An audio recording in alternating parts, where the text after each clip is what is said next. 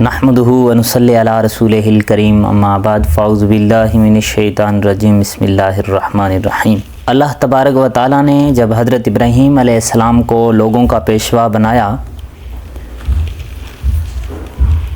اللہ تبارک و تعالیٰ نے جب حضرت ابراہیم علیہ السلام کو لوگوں کا پیشوا بنانے کا ارادہ فرمایا تو آپ علیہ السلام سے سخت امتحانات لیے گئے۔ ان میں سے ایک بہت بڑا امتحان ان کے بیٹے حضرت اسماعیل علیہ السلام کے متعلق لیا گیا۔ یہ وہی حضرت اسماعیل علیہ السلام ہیں جن کے لیے حضرت ابراہیم علیہ السلام نے اللہ تبارک و تعالیٰ کی بارگاہ میں دعا کی کہ اے رب کریم مجھے ایک پیارا سا اور بردبار بیٹا عطا فرما۔ تو اللہ تبارک و تعالیٰ نے حضرت ابراہیم علیہ السلام کو خوشخبری دیتے ہوئے ارشاد فرمایا کہ اے ابراہیم، ہم نے تمہیں ایک بردبار بچے کی، لڑکے کی بشارت دی، تو آپ کو بیٹا حلیم عطا فرمایا تاکہ بیٹا بھی باپ کی طرح شرف اور فضیلت والا ہو اور جلیل القدر نبی بنے۔ سامعین احتشام، امام رازی تفسیر کبیر جلد نمبر 26 صفحہ نمبر 12 پہ فرماتے ہیں کہ حضرت ابراہیم علیہ السلام خواب دیکھتے تھے، دیکھتے رہے، حکم ہوا کہ اے ابراہیم اپنی پسندیدہ چیز کو ہماری راہ میں قربان کرو۔ ذوالحجہ کے 7 دن گزرنے کے بعد رات کو خواب دیکھا، کوئی کہنے والا کہہ رہا تھا کہ بے شک اللہ تمہیں بیٹا ذبح کرنے کا حکم دیتا ہے۔ آپ نے صبح اس پر تفکر کیا، سوچو، غور و فکر کی، اور اس کے بعد یہ غور و فکر کی کہ یہ اللہ کا حکم ہے یا میرا خیال ہے۔ اسی لیے 8 ذوالحجہ کو یوم ترویہ کہا جاتا ہے اور اس کا نام بھی یوم ترویہ رکھا گیا ہے۔ 8 تاریخ کا دن گزر جانے کے بعد رات بھر خواب دیکھا، صبح یقین کر لیا کہ یہ اللہ تبارک و تعالیٰ کی طرف سے ہی حکم ہے۔ اسی لیے 9 ذوالحجہ کو یوم عرفہ یعنی پہچاننے کا دن کہا جاتا ہے۔ اور یوم عرفہ کی فضیلت کیا ہے؟ ترمذی شریف میں ہے کہ نبی پاک صلی اللہ علیہ وسلم نے ارشاد فرمایا کہ اللہ تبارک و تعالیٰ کو 10 ذوالحجہ سے زیادہ کسی دن میں اپنی عبادت کیے جانا پسند نہیں۔ اس کے ہر دن کا روزہ 1 سال کے روزوں اور ہر شب کا قیام شب قدر کے برابر ہے۔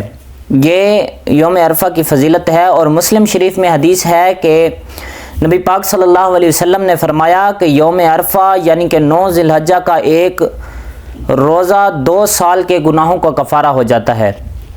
اور مسلم شریف کی ایک اور حدیث پاک ہے کہ نبی پاک صلی اللہ علیہ وسلم نے فرمایا کہ بندوں کو آتش یعنی کہ آگ سے آزادی دینے کا عرفہ سے زیادہ کوئی دن نہیں ہے۔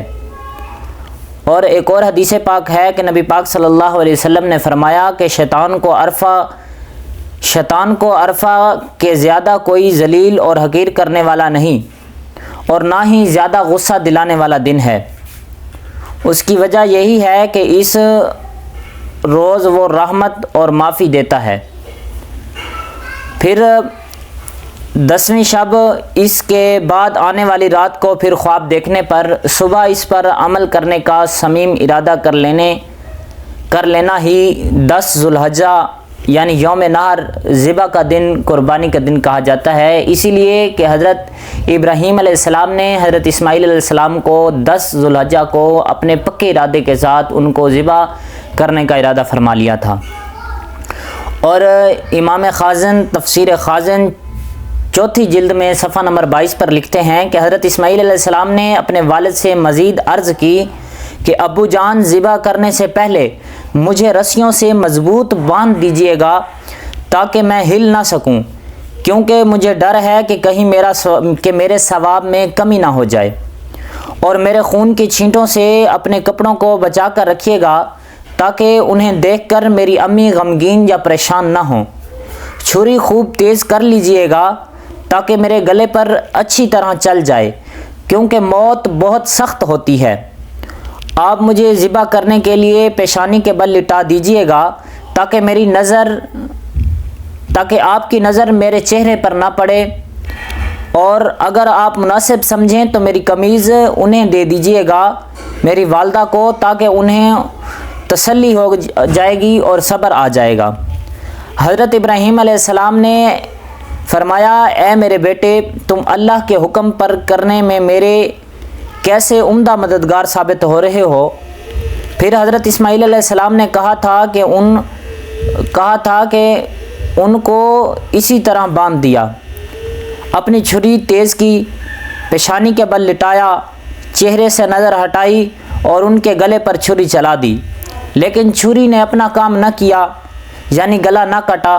اس وقت وحی نازل ہوئی، اللہ تبارک و تعالیٰ نے فرمایا کہ اور ہم نے اسے ندا فرمائی کہ اے ابراہیم، بے شک تو نے خواب کو سچ کر دکھایا، ہم ایسا ہی صلہ دیتے ہیں نیکوں کو۔ جب حضرت ابراہیم علیہ السلام نے حضرت اسماعیل علیہ السلام کو ذبح کرنے کے لیے زمین پر لٹایا تو اللہ تبارک و تعالیٰ کے حکم سے جبرائیل علیہ السلام بطور فدیہ جنت سے ایک مینڈھا یعنی کہ دمبا لے کر تشریف لائے اور دور سے اونچی آواز سے فرمایا کہ اللہ اکبر، اللہ اکبر۔ جب حضرت ابراہیم علیہ السلام نے یہ آواز سنی تو اپنا سر آسمان کی طرف اٹھایا اور جان گئے کہ اللہ تبارک و تعالیٰ کی طرف سے آنے والی آزمائش کا وقت گزر چکا ہے اور بیٹے کی جگہ فدیہ یعنی کہ مینڈھا بھیجا گیا ہے، لہذا خوش ہو کر لا الہ الا اللہ واللہ اکبر کہا۔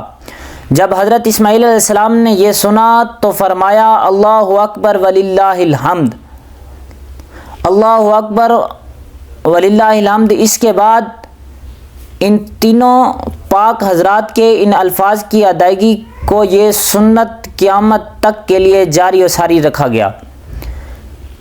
اور تفسیر جمیل میں ہے کہ وہ مینڈھا جنت سے آیا تھا اور یہ وہی مینڈھا تھا جس کو حضرت آدم علیہ السلام کے بیٹے حضرت حابیل نے قربانی میں پیش کیا تھا، اور اس مینڈھے کا گوشت پکایا نہیں گیا بلکہ اسے درندوں یعنی چرنے پھاڑنے والے جانوروں کے لیے چھوڑ دیا گیا تھا اور پرندوں نے اسے کھایا تھا۔ اور حضرت ابراہیم علیہ السلام کے فضائل کیا ہیں کہ حضرت ابراہیم علیہ السلام سرکار صلی اللہ علیہ وسلم کے بعد حضرت ابراہیم علیہ السلام سب سے افضل ہیں۔ آپ ہی کی یاد قربانی ہے، حج کے ارکان آپ ہی کی یاد ہیں، آپ ہی کعبۃ اللہ کی گھر کی شکل میں تعمیر کروانے والے ہیں۔ جس مقام میں آپ کے قدم لگے وہ قیام و سجدہ ہو گیا۔ قیامت کے دن سب سے پہلے آپ ہی عمدہ لباس عطا ہوگا۔ مسلمانوں میں فوت شدہ بچوں اور بچیوں کی آپ اور حضرت سارہ بروز قیامت پرورش کریں گی۔ اور سب سے پہلے جو کام کیے گئے وہ حضرت ابراہیم علیہ السلام نے کیے۔ سب سے پہلے آپ ہی کے بال سفید ہوئے، سب سے پہلے آپ ہی تھے جنہوں نے اپنی سفید بالوں پر مہندی لگائی، اور سب سے پہلے آپ ہی نے سلا ہوا پاجامہ پہنا، سب سے پہلے آپ ہی نے ممبر پر خطبہ پڑھا۔